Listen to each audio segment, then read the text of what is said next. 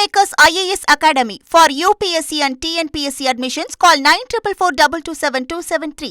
நீலகிரி மாவட்டம் கூடலூரில் குடியிருப்பு பகுதிக்குள் நுழைய முயன்ற யானை கூட்டத்தை அதிநவீன தெர்மல் ட்ரோன் கேமரா மூலம் கண்காணித்த வனத்துறையினர் மீண்டும் வனப்பகுதிக்குள் விரட்டினர். நீலகிரி மாவட்டத்தில் தற்பொழுது பலாப்பழம் மற்றும் மாம்பழ சீசன் தொடங்கியுள்ளது. இதனை ருசிப்பதற்காக இரவு நேரங்களில் யானை கூட்டங்கள் மக்கள் வசிக்கும் பகுதிகளில் நடமாடி வருகிறது. அவ்வாறு நேற்று இரவு யானை கூட்டம் ஒன்று ஓவேலி பகுதியில் கிராமத்திற்குள் நுழைய முயன்றது.